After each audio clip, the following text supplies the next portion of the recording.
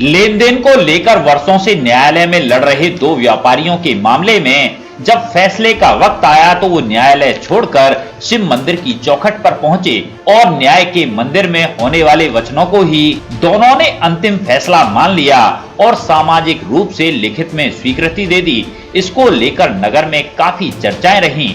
मामला कोसीकला कस्बे का है। पुराने जीटी रोड पर स्थित सौरभ ट्रेडर संचालक सुभाष चंद्र बसैया और मेरठ के गोलाकुआ निवासी जनकराज गर्ग को करीब 10 वर्ष पूर्व करीब 11.5 लाख रुपए का धागा बेचा था। सुभाष चंद्र ने बताया कि जनकराज ने उसके माल के एवज में चेक दिया था, लेकिन निर्धारित समय पर चेक बाउंस हो गया। इस मामले को लेकर मामला न्यायालय में चल रहा है। 10 वर्ष बाद फैसले का समय आया तो दोनों व्यापारी अपनी अपनी दलीलें दे रहे थे। वहीं जनकराज गर्ग ने न्यायालय में दलील दी कि उसने सौरभ ट्रेडर से ना तो माल खरीदा और ना ही कोई चेक दिया। जो चेक है वो फर्जी है। इस दलील के बाद सुभाष बसैया मामले को लेकर भगवान के दरवाजे पर पहुंचे और उन्होंने व्यापारी के समक्ष कहा, अगर उन्होंने मुझसे कोई सामान नहीं खरीदा है और उसके एवज में चेक नहीं दिया है तो भोले बाबा की पिंडी पर हाथ रखकर कह दें तो वो रुपए छोड़ देंगे। इस पर जनकराज राजी हो गए। इसके तहत दोनों व्यापारी रविवार को देर शाम कोसी की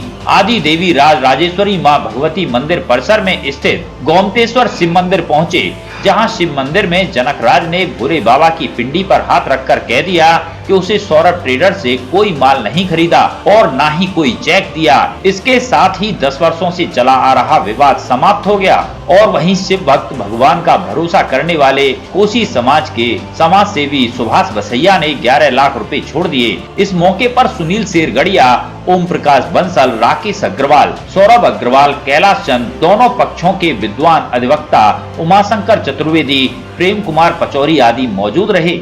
टेक्सटाइल के नाम से जनकराज जी के लिए एक गाड़ी धागा भी बेचा, जिसके बदले में इन्होंने मेरे को 2 चेक, एक 6 लाख रुपए का, एक 5,17,000 समथिंग का दिया।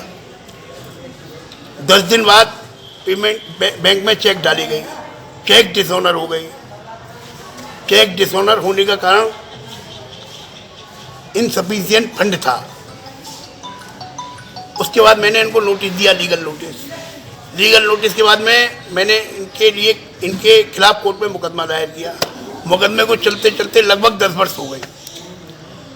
शुक्रवार को फाइनल बहस थी। बहस के दौरान कोर्ट के सामने ये बात आई कि इन्होंने इन पे ना तो रिसीव है, सामने वाली पार्टी ने कहा ना तो मेरे पे रिसीव है और ना मेरे पास बिल्टी है। मैंने एक ही बात कही है, धर्म ईमान से कोर्ट मंदिर में जाकर के हाथ रख के ये कह दे कि ना तो मैंने धागा प्राप्त किया है ना मैंने चेक दिया, तो मेरे पैसे खत्म माने जाए।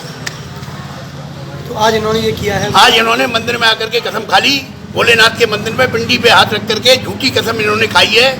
भोलेनाथ इनका जो कुछ होगा देखेंगे।